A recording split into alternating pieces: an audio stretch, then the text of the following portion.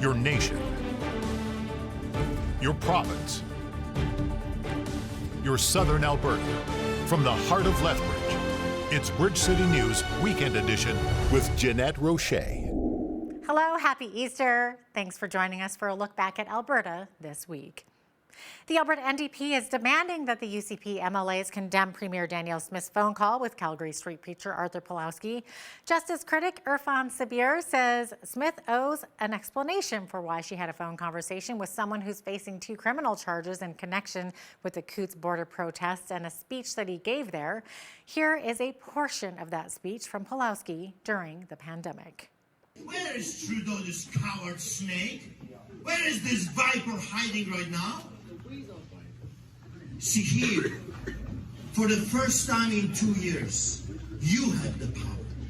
You got the power. That's right. They have the guns, yes. They have the tasers, yes.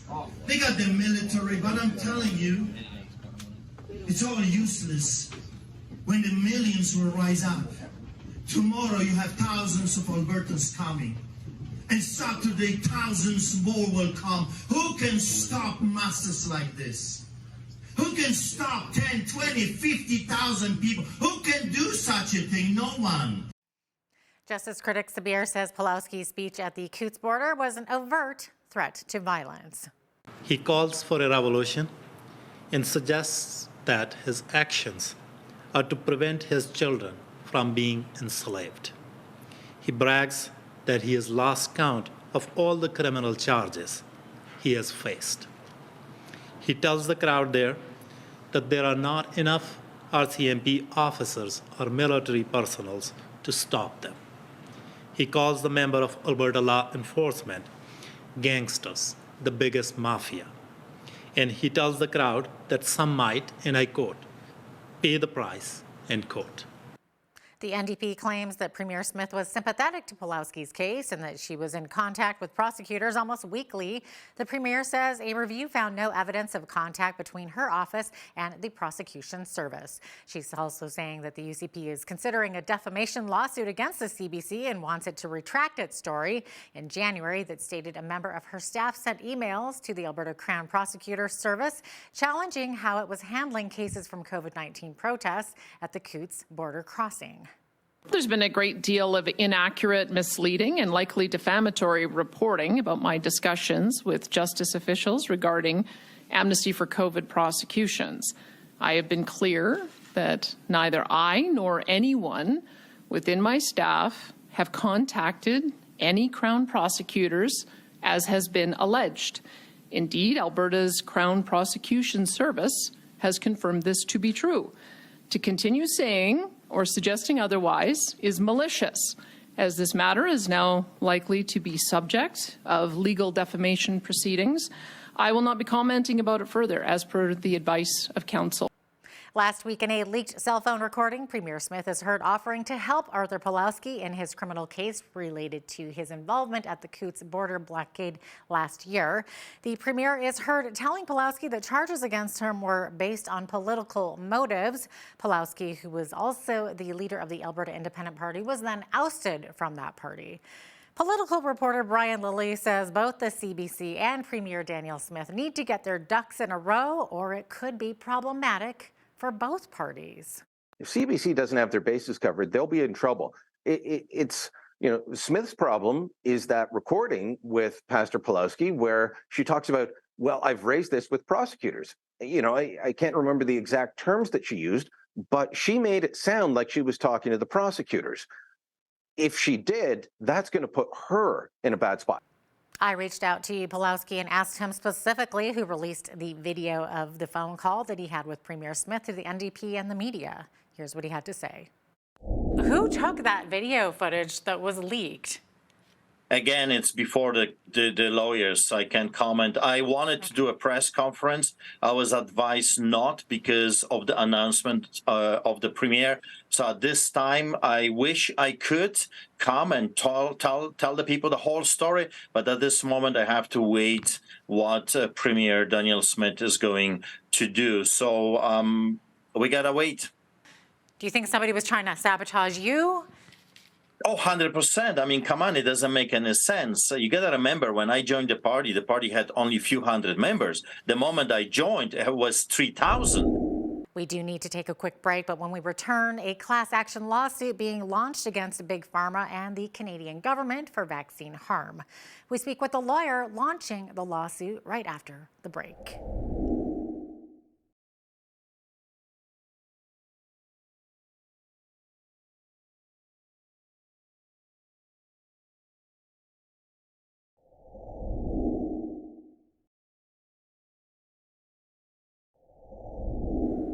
Welcome back. A class action lawsuit is being launched by an Alberta law firm against the Canadian government and Big Pharma for the harm it says COVID-19 vaccines caused Canadians. To chat about this in more detail is the man behind the lawsuit, lawyer Leighton Gray, joined Hal Roberts from Cold Lake, Alberta. So whom are you looking for specifically to join in this class action lawsuit?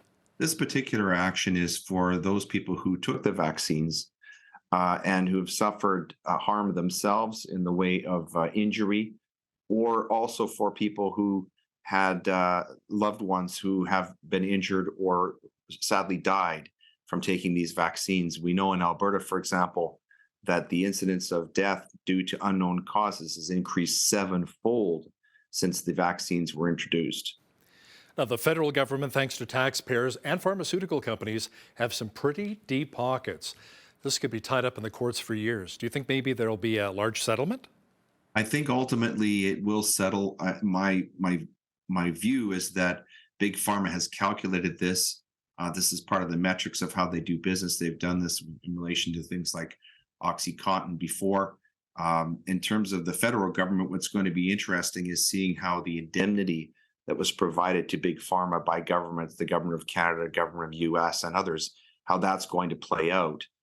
Ultimately, I don't think that restricts Canadians from suing for these injuries and deaths. It's just a question of who's going to pay. I think ultimately, Big Pharma has already calculated that they're going to pay out, but we'll see what happens. That part of it we don't know, but I think you're quite right. It's going to be a lengthy process. Thanks so much, Leighton. That was Leighton Gray, a Cold Lake, Alberta lawyer who is spearheading the class action lawsuit against the federal government and pharmaceutical companies for the harm he says the COVID-19 vaccines caused many Canadians. A recent motion presented in the legislature by NDP MLA Nicole Goering of Edmonton Castle Downs hopes to oppose K-12 private education as well as the use of education vouchers. To dig a little deeper into the parental concerns regarding this motion, our producer Michael Clausen spoke with Jeff Park, the executive director of the Alberta Parents Union. Here's part of that interview. Jeff, can you explain why this motion is so concerning to many Alberta parents? The parents in the Alberta Parents Union have come together, over 16,000 of them from every political stripe, because we have this very fundamental belief that I am the expert on my 4 kids. Not some educrat in Edmonton or even with a local school board, but that parents are the ones who are the expert in their own kids. Someone else might know more about a certain kind of pedagogy or a curriculum design or a certain subject, but we're the expert on what our kids need. So that just as nutrition can be a very complicated topic, we still trust families to make their own decisions about which grocery store they shop at and what they buy when they go there. And for a lot of us, it just makes sense that the education system should run the same way. And precisely because education is so important, we think that having one centralized bureaucracy where they don't particularly suffer if the system fails is the wrong way to go. So choice in education raises all boats and makes education better for everyone.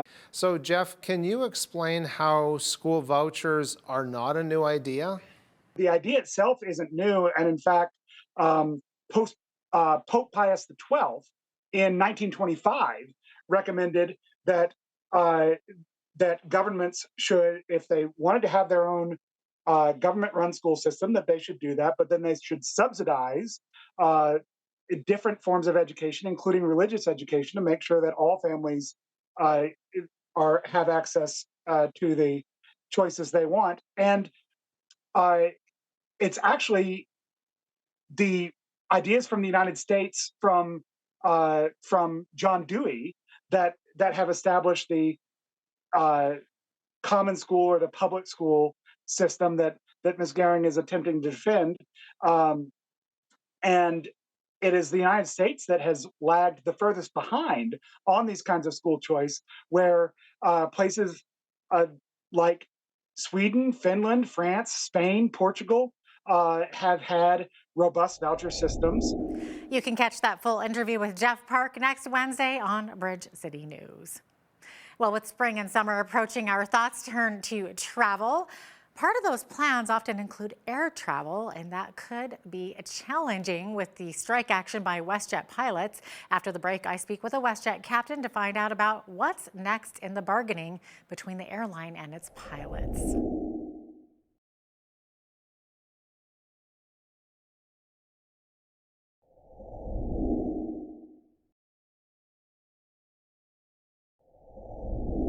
Welcome back. Anyone who's traveled by air lately understands what a mess it's been, but possibly no one knows that better than the men and women flying the planes. The pilots of WestJet Airlines have been in contract talks with management about better working conditions, and those talks have dragged on.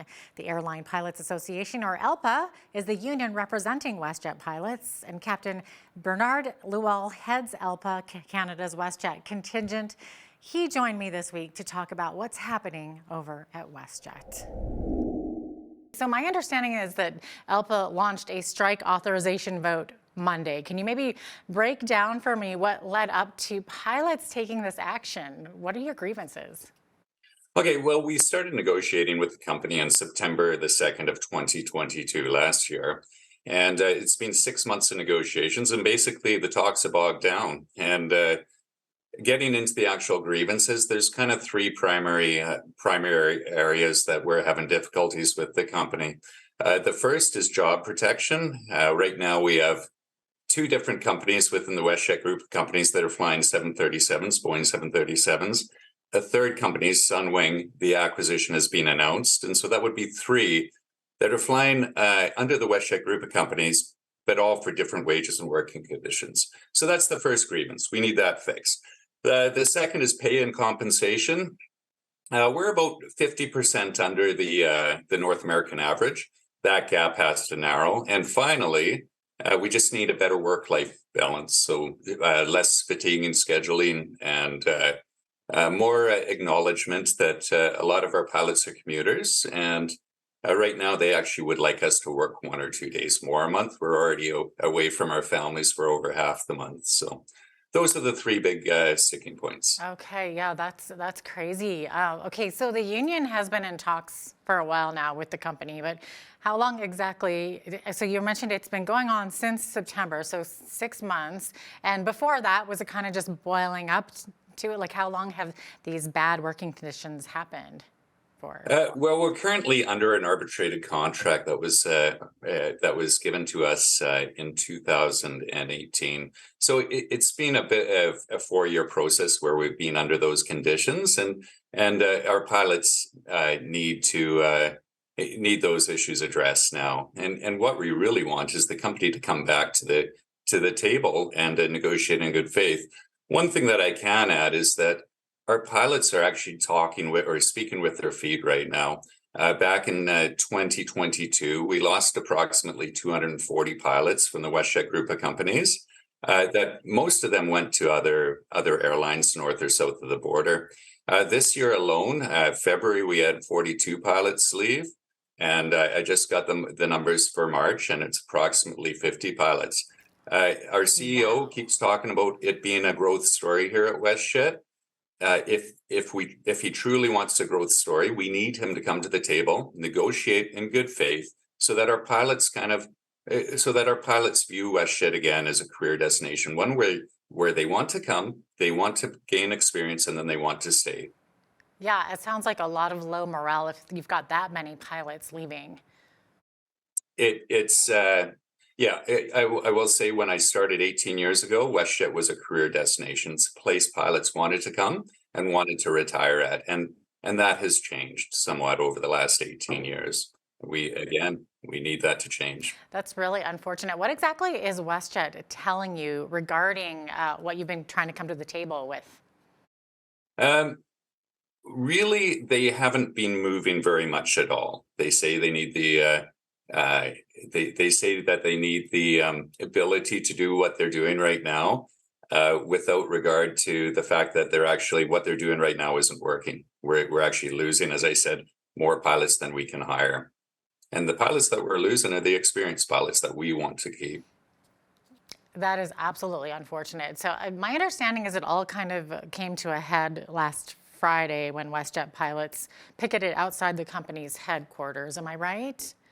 Yeah, so on Friday, we had an informational picket outside the WestJet headquarters. And the idea there was just to show the company that this pilot group is united and we have the resolve that is required to bring them back to the negotiating table. So it was done on very short notice. We gave our pilots about 2 weeks heads up on it, and we had about 250 pilots show up. So it was absolutely a great display of unity, and especially every pilot that was there was on a scheduled day off. We made sure that no one was supposed to be flying that day. Up next, spring has sprung. Families are getting together and Easter is upon us. We have an Easter treat for you. Keep it right here.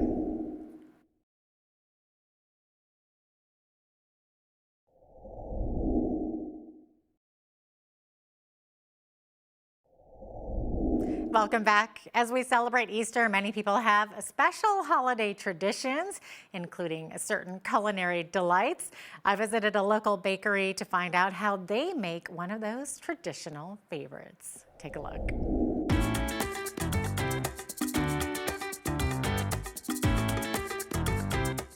Well, Easter is right around the corner, and that usually means great snacks. We're talking cookies, chocolate, Easter bunnies, and hot cross buns. I'm here at Bootsma Bakery with Nana.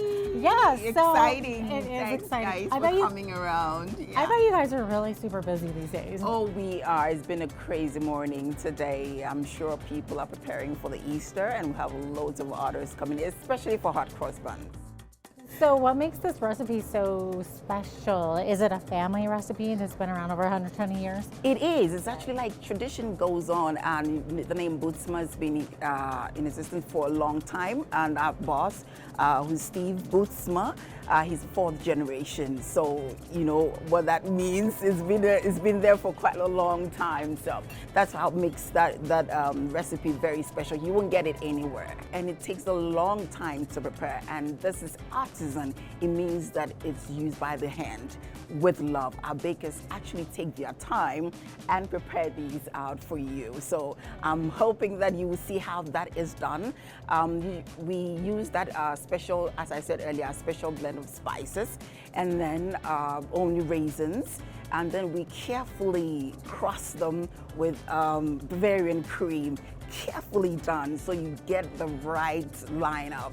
Well, I can't wait to see this actually happening. So we're gonna go talk to Steve, who's actually baking those buns. Okay, so now we've transitioned into the mixing room. I'm joined by Stephen Bootsma of Bootsma Bakery, and you are going to tell me how these delicious hot cross buns are made. I know it's your busy time right now for Easter, so it looks like you have a bunch of bowls right here, so maybe Yep, so explain. Here we've got our flour mix right here. And it's just regular flour? And this is just regular plain flour. Okay. And then we have our yeast already in the bowl. It's a fresh yeast. And then we have our blend of secret spices. And then we have our shortening. And we use a vegetable shortening. And then we have our salt and sugar. And then we have a whey powder. And then we use hot water. Okay. And then our eggs, and of course our raisins.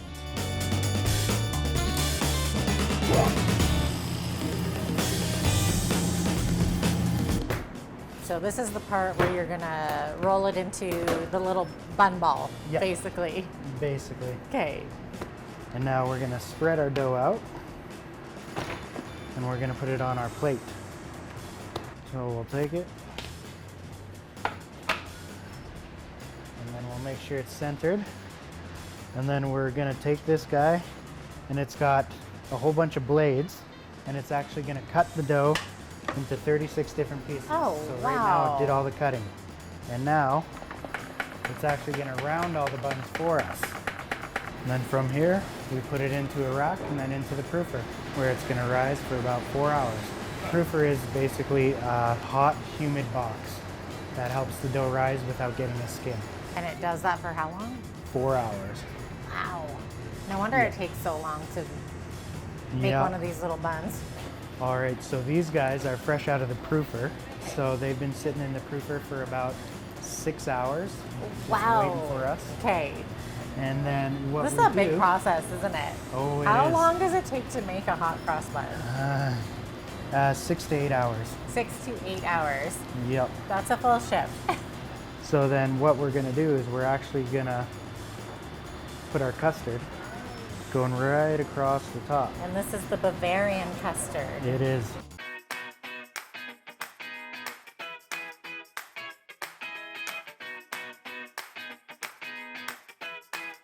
So from here, then we put it in the oven for about 20 minutes, and then when they come out, we put a nice thin glaze on it to give it a nice look so that the buns don't dry out as well. Okay. And then we pack them and sell them. All right, so there it is, our finished product, our hot cross bun. Yours looks prettier because I already ripped mine apart, but that's only, what, 8 hours in the making there? Exactly. Yeah, all in a day's work. Cheers. Cheers. Happy Easter. Exactly. This is Stephen Bootsma with Bootsma Bakery. I'm Jeanette Roche. Thanks for joining us. Have a happy Easter, everyone. Well, this past Friday marked the 5-year anniversary of a tragic bus crash that took the lives of 16 people from the Humboldt Broncos junior hockey team. It's a tough day that's been seared into people's minds, a day now known as Green Shirt Day. After the break, we see how that day could have a lasting effect on the younger generation.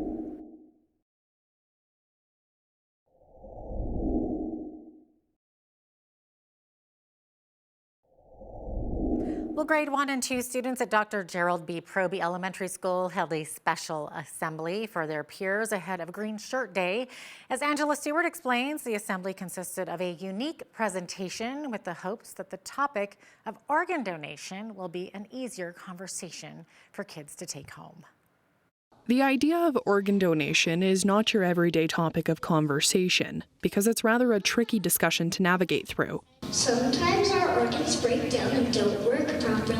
To help make that tough talk easier to understand, these elementary school students put on a presentation for their classmates during a Green Shirt Day assembly. We've shown that you can have that in an elementary school and not make it threatening or to make it a scary subject. Using an online educational program called the WEEKNIGHTS, the grade 1 and 2 students at Dr. Gerald B. Proby Elementary School were able to show and teach their peers, as well as parents, about the different organs in our body and the importance of organ donation. That's what we want to happen from this, is for kids to go home, talk to their parents, and just have a conversation. Not necessarily making that decision to be a donor, but just a conversation. Bernadine Boulay, a grade 2 teacher at the school, says she's heard from many students who say they are inspired to become an organ donor. It's interesting how many students come up to me afterwards and say, I'm going to be an organ donor when I grow up. I want to be that. I want to be like Logan. Since his unexpected passing in 2018 after the Humboldt Broncos bus crash, Boulay's son Logan has been an inspiration to many in Canada to sign up as organ donors. His father, Toby Boulay, says the conversation of being an organ donor shouldn't just be an annual discussion. The conversation has to happen all the time. Logan had the conversation with me in August of 2017 after Rick passed. He just told me, and that was the conversation. So the conversations need to be ongoing with your family. Be inspired by anybody. Lethbridge will recognize Green Shirt Day on Friday, April 7th. For Bridge City News, I'm Angela Stewart. The 2023 federal budget was released last week, and a local non-for-profit group in the city says the conversation isn't about the dollar amount that's being allocated towards different groups in Canada, but instead the philosophy of supporting non-for-profit organizations and what the budget shows. Amanda Jensen with Volunteer Lethbridge says this budget was very transactional and only certain sectors were highlighted. What it didn't do is provide an opportunity for transformational changes, which is what the sector is calling for and in dire need of. And by a transformational change, I mean bigger policy decisions such as a home in government. The nonprofit sector has been looking for a home in government, both federally and provincially, for a very long time. There is not one particular area of either government that looks after the sector. Jansen says no one was looking out for the overall health of the sector, which could have a negative impact on them moving forward. A vote from Lethbridge City Council Tuesday will see that Alberta municipalities advocate for the Alberta government to make sure provincial allocations of capital funding for school construction covers all costs of the build. Deputy Mayor John Middleton Hope says this was an important motion to bring forward to Council. Certainly not only to those municipalities that are experiencing this pressure, but to those municipalities that perhaps haven't experienced the pressure yet. Some of them are smaller and maybe just haven't had that kind of experience, but it ties up substantial dollars on the municipality side that we could be using for a variety of different initiatives. I know that Ms. Mehrens from Build is here today, and they have provided also a letter in support of this initiative to move this forward. Council voted unanimously on the proposed resolution. Well, Peak Elite Cheerleading from Lethbridge recently won big and took home some nice hardware at the Stampede City Showdown Championships in Calgary. 5 ranked and 2 school teams brought home first place in the competition, and all unranked teams achieved an excellent score for their efforts. Samantha Parody, the head coach of Peak Elite Cheerleading, told us it's been an amazing year for her team. Within cheerleading itself, the basis is sportsmanship. And I preach that to my coaches, my athletes, their families, and that sportsmanship really defines our gym. So to not only be coming out on top in championships, but to be the gym that people do genuinely like to compete against, it means the world to us. So we're excited. We're happy. We haven't placed out of the top 2 all year across Canada and the US. So that just puts a lot more pressure on us for next year, honestly. This weekend, the cheerleading squad will take 6 teams across the border to Helena, Montana for the Great Northern Cheer Competition. We wish them all the best, of course. Coming up, more and more people are turning to holistic nutrition, but is it the way to actually go? That's next. We'll be right back.